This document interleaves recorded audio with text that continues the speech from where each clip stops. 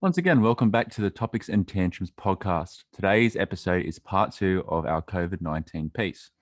Today, we'll be talking to my co host, Gabs, on her experience with being up close and personal with COVID. Before we start today's podcast, we just want to make this clear again.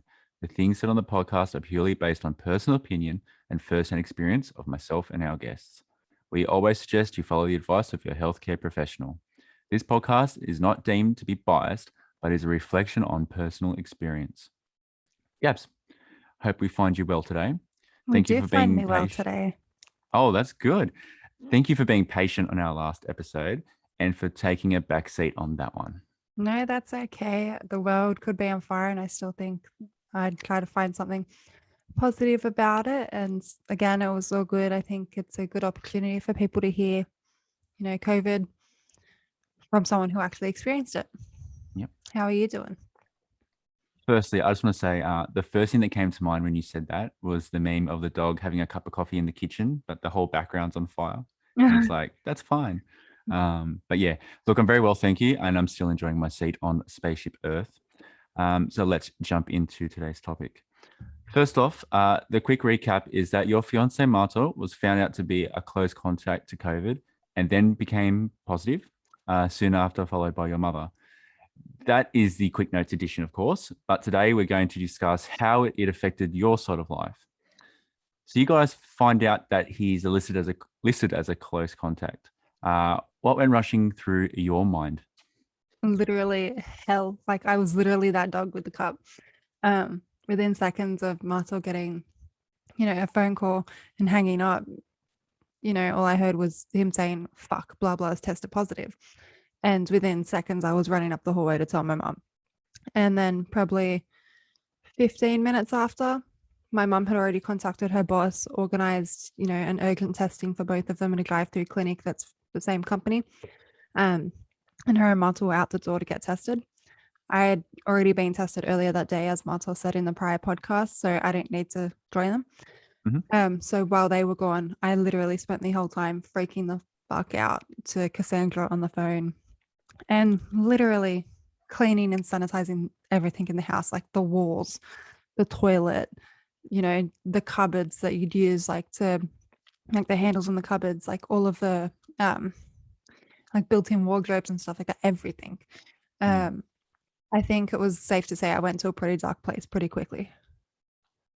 Soon after, as mentioned, it was found out that he became COVID positive. That has to be a big pull on emotions that your fiance has become infected with a virus that has been the talking point of the world for at least over a year now. What were the implications that you faced, hearing this, and how did life change in the matter of moments? I woke up, it was like 7:00 in the morning. I woke up to Martel saying like, fuck, I'm positive, pretty loudly. And within seconds, I was following him out the front door to sit on the veranda. And as he said in his episode, it's a whirlwind. You don't know what to do. You don't know what to think. Your mind's going 100 miles an hour trying to make sense of the situation you've just been thrown into. After my mum and I got our negative results around midnight, I told him that I would stay awake until he got his results. And I didn't go to bed until about 5:30 in the morning because I couldn't keep my eyes open anymore to just stare at a phone.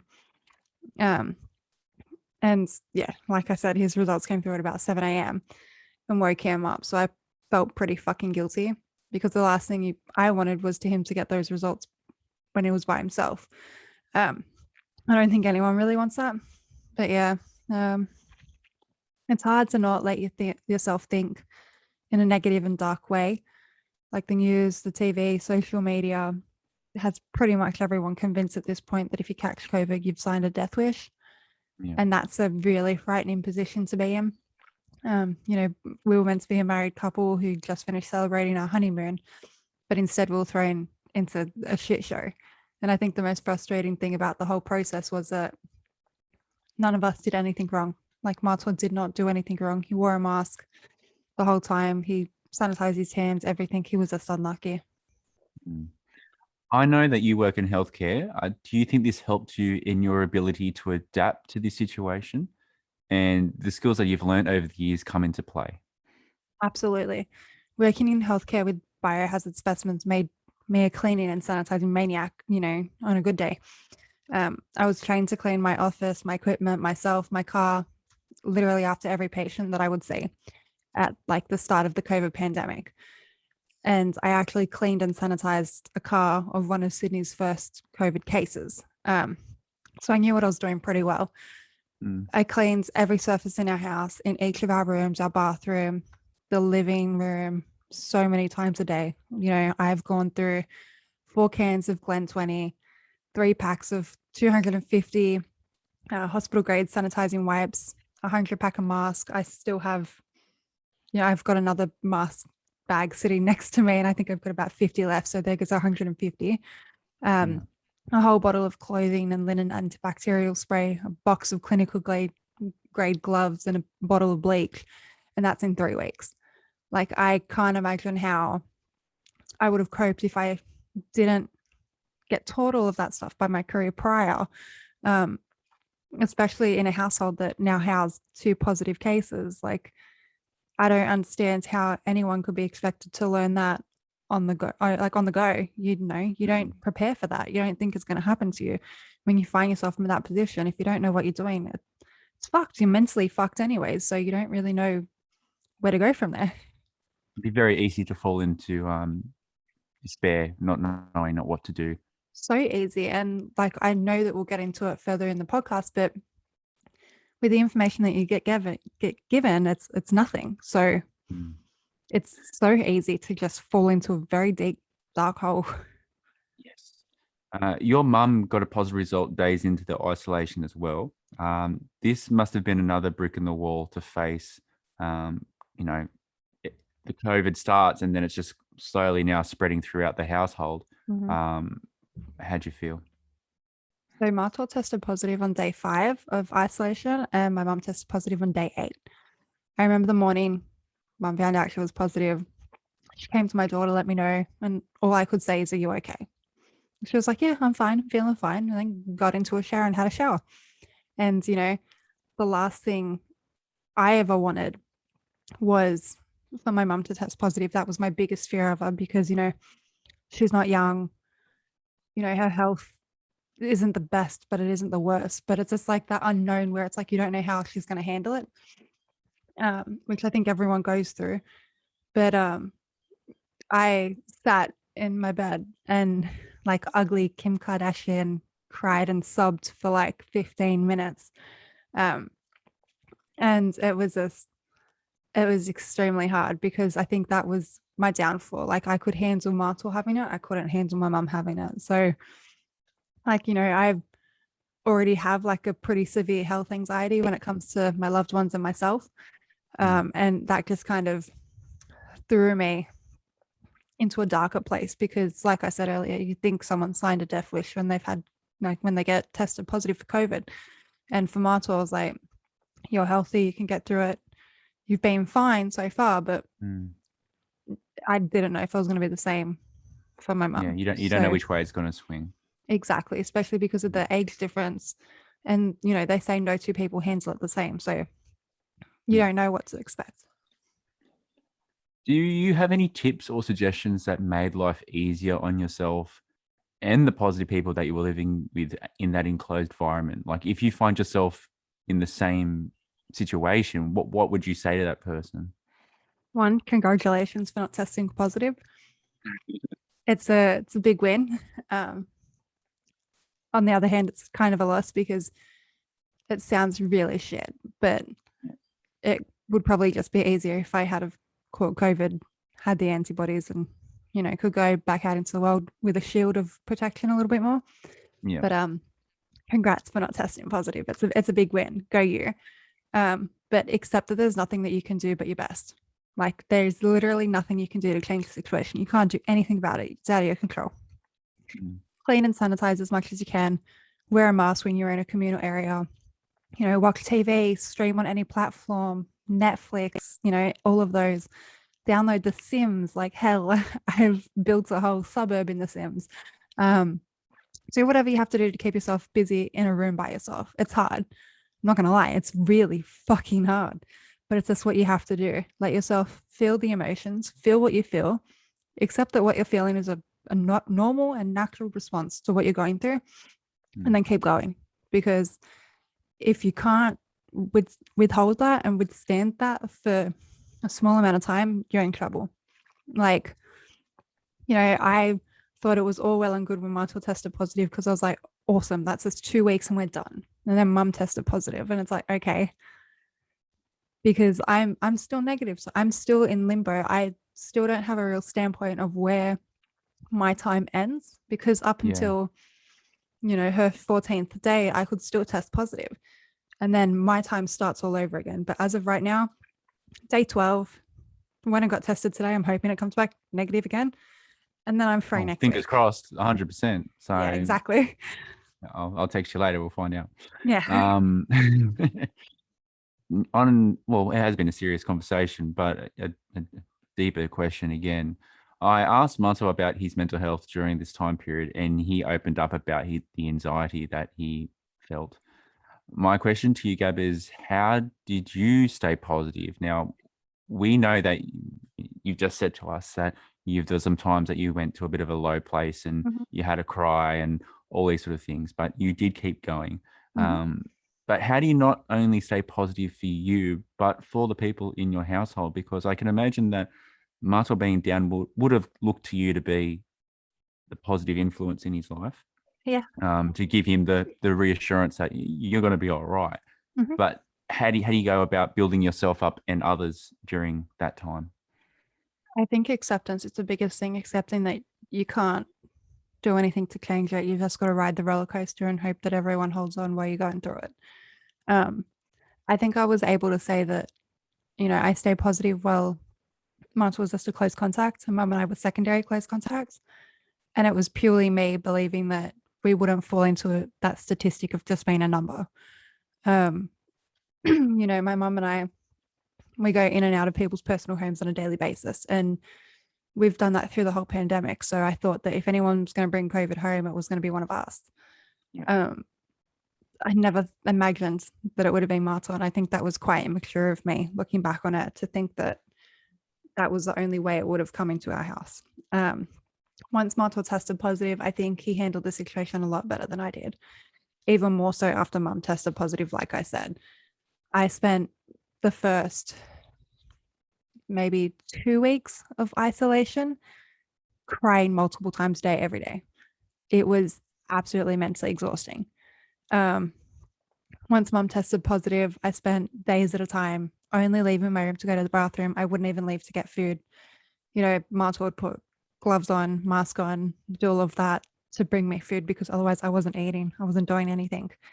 I kind of fell into a depression and let my anxiety take the wheel. I was so over not being able to leave the house to fill my car up with petrol, and I still have to leave the house to go get tested. So it's really hard, because of course, I'm always going to do the right thing. I work in healthcare. I'm never going to risk anyone else's life by, breaking essentially the law and going to fill my car with petrol, because I know I can't. But it's just so frustrating that is the situation you find yourself in. Not being able to leave the house to pick up lettuce to make a salad for dinner, because Woolworths kept fucking forgetting items on our shopping list. And it's so hard. How can you expect someone to live in isolation in a household with 2 COVID positives? There's 3 mouths to feed 3 times a day. And, we'd order every 3-4 days, and half of our meal wouldn't turn up. And that's 4 days worth of dinner that you can't eat because you don't have what you need to make it. How can you expect that to happen? It was just so frustrating. Even the frustration with New South Wales Health. Marta and my mum dealt with those issues really, really well, and just hoped that, they'd eventually receive the phone calls that they were promised. For me, that wasn't enough, because as much as they didn't know their answers, I didn't know either. And because, like I said, I was in a limbo situation, I want answers, because it's my life that's on the line. And, my life is being led by other people. So I spent literally days calling any number I possibly could find on the internet, calling people, getting another number and all that stuff, to get them information, because they'd been given nothing and left in the dark. And while they had no answers, they were both in a state of depression and anxiety as well. And it's hard for me as a person, personally, to find it in myself to be the positive person, because I find that my emotions are kind of directed by those around me. So if they're struggling, I'm struggling. If they're depressed, I'm depressed, because I take it on, and I try to take it on me to experience that so they don't have to. So I think that, you know, the situation with New South Wales Health was probably the worst and most frustrating part of the whole situation, because that's the thing that kind of made me lose my mind a little bit. Because if they were in a worse off position than what they were, and they were really sick, what the fuck are you meant to do? You don't get told anything. You don't get any information. You don't get a number to call. You just, every time you call someone, you get redirected to someone else. And it's like, I completely understand that there's so many backlogs of, you know, contacting people and all of that stuff. But when you're dealing with a worldwide pandemic that's taken people's fucking lives, that's not good enough for me. And the fact that we weren't getting fucking answers was driving me up the wall on a daily basis. And I think that over the time period of the last 3 weeks, the last week hasn't been as bad, because, you know, Martel got a bit more information about what was going on. We had those numbers where I got a few answers from earlier. So calling them back, we got a bit more information. It hasn't been as bad. But I think the 2 weeks prior, I was a very depressed person with a very bad and bitchy attitude. And I'm not proud of it. I've yelled at one too many fucking people over the phone in the past 2 weeks, but I would do it again tomorrow if I had to get the people that I loved the answers that they fucking needed. Fair enough for you. You're doing the right thing by your loved ones. Exactly. It must be an enormous amount of pressure put on you both the last few weeks in your relationship together with these turns of events, from being a normal couple to having to then isolate, keeping separated, and pretty much treating Martel like he was the walking plague. Like if I go a night without sleeping next to my wife, I'm all over the shop. You get used to those things, the closeness with your partner. How did you cope with missing the little things, like a hug, for example? You don't, you feel miserable. There is no way to cope with that. You know, like I said before, we were meant to be a married couple who just finished celebrating their honeymoon. And instead, I couldn't hug, touch, kiss my fiance for 3 weeks. I was barely ever in the same room with him, barely ever spoke face to face with him. I think we're in a lot better of a situation that if he was in a hotel or anything like that, because then the only contact we have is the phone. Yeah. But you do feel all over the place. I think the last 3 weeks of sleep has been the worst 3 weeks of sleep of my life. Like I've barely slept a night in 3 weeks. I wake up at like stupid hours. Like I always wake up at 5:30 in the morning. Normally I'm up like 3 or 4 times a night, or I'm up till 5:30 and then go to sleep in the morning. Every time your phone goes off, you freak out. I roll over in bed expecting to see my fiance and instead see an empty bed. It's really hard to get through a dark place when that is the case that you're in. But going through all of that and the isolation period, knowing that I get my fiance and my mum back at the end of it, it's worth it. Some people haven't been as lucky and haven't had their loved ones come out on the other side of their battle. So I'm extremely fucking grateful to still be able to say that we got through it. Very good. I just want to say that Martel testing positive definitely lit a fire under my butt to go get vaccinated almost immediately.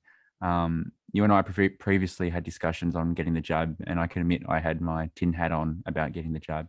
And I felt that a few times you were getting the shits with me for not going to get it. And that's okay, because we're friends and you should have the best interest for each other always. Granted, like I can never not say that I'm pro-choice. Get the vaccine or don't. I don't care. I'll accept your choice. But I think the reason why I was getting a bit cross was that I don't think you looked into it enough to back up your tin hat opinion, which that's fair enough. But like, I wouldn't just go ranting to some random on the street about that stuff. Like I did that as a friend with best interests from a healthcare perspective. But I do have to say, if you don't get the vaccine, like not you personally, like Daniel, anyone listening, if you don't get the vaccine, that's fine. I'll accept your choice until you do something that puts someone else at risk. There's only so much freedom you can have and rant about and rave about before you start taking other people's freedom away whilst preaching your own. And that's the shit that I won't stand for.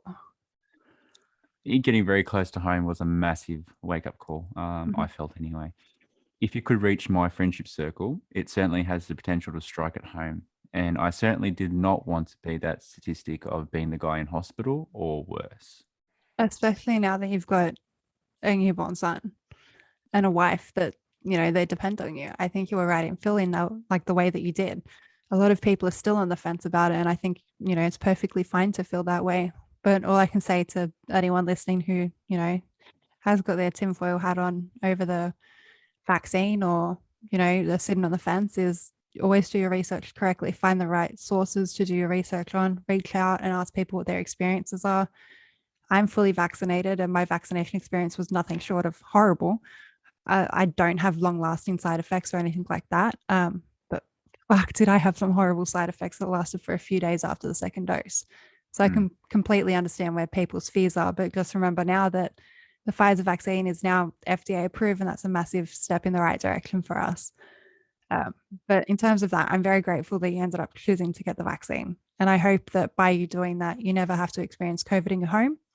And I hope it's enough to keep COVID at bay for you, your family, all of that jazz. I'm proud of you. thanks. It means a lot. But you are right that you have to think about your family and loved ones. Massively. If this virus it's ever creeping in, then at some point, like I didn't think ever I'd have that so close to me.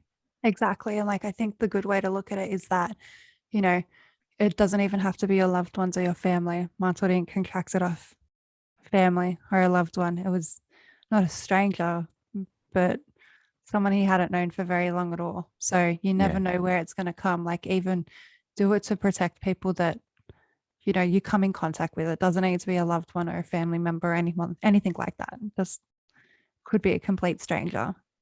yeah. We need the community values here. Exactly. Any final words or any shout outs to anyone during your time locked away that made a difference? It literally feels like I've been locked away and I still have a week of this if I continue to test negative. So extended stay, right? Yeah, Final words are be smart. Don't forget to be thorough in your day to day life. Keep sanitizing, keep wearing a mask, keep doing all that you can to keep yourself and your loved ones safe. I want to get married next year. So please do the right thing, please. Shout out to literally everyone who kept in contact with us and continued to check in on our household during our experience with COVID. Special shout out to my dad and my grandparents for literally cooking meals to us, like for us, dropping off food and supplies while Woolworths forgot to deliver us, our fucking meals. And while we were in a complete fucking blackout and unable to make any food. Massive shout out to Fairfield Local Police, who did our welfare checks through the 3 week period and probably will still until I get out of my isolation. Um, they have always maintained the humanity to help us in any way that they could, and they even offered to get us supplies like my inhaler, and all of that stuff if we couldn't find anyone else to do it. You guys always get a bad rap and you deserve better. You guys outshone New South Wales Health, who were meant to outshine the rest of Australia to help guide us through that, and they didn't. So Australia might not appreciate you, but I fucking promise we do. very good. I do want to bring up too, how is your mum going? She's going well. She has no symptoms currently. She's on day 12 today. She had a few symptoms when she first got diagnosed. The day before she got, her positive result, she's just very congested in the face, and she kept saying that the roof of her mouth was hurting, like something was stuck in her throat or something. But that subsided after about 2 or 3 days, and since then she's had nothing, no symptoms at all. She's doing well, keeping on. Good news. Thank you. That's very good news. Yeah, Once again, big thank you to you, Gabs, for your raw and honest answers to some very hard-hitting personal questions on your experience with COVID-19. you're very Certainly welcome. certainly wish your mum, Marto, and yourself speedy recoveries and speedy ways out of isolation. Thank you. That we don't get any bad messages, but fingers crossed. Yes, fingers crossed. And no, you're welcome. I think everyone deserves to hear the truth of the matter. After this, episode goes live, I'll be putting an Ask Me Anything on our social media pages. So if anyone wants to know anything else or wants to know anything else in more detail, don't hesitate to ask. I think the one biggest concern about COVID is that we're not really hearing the truth of the matter from people who've experienced it, or the bad sides of it. We're all hearing that New South Wales Health and the government's doing great, but it's not a reality at the moment. And I think that's important for people to be able to openly and honestly ask questions and get the correct answers from someone who's gone through it. So if you have anything to ask, or want to know anything, ask away. It doesn't bother us. We'd rather answer than have someone left wondering or doing the wrong thing. So yeah. Yes, yeah. I think you've definitely hit a nail on the head, and I'm sure you will get a few slidey in the DMs about some strange and weird questions. Even I was ringing you guys during that time, asking, probably you assume now is pretty stupid questions, but it was so interesting to find out where you guys were at, and I'm sure a lot of listeners have found some information today that they didn't know about. But we need to have a chat about it so everyone can be informed and make the right decisions.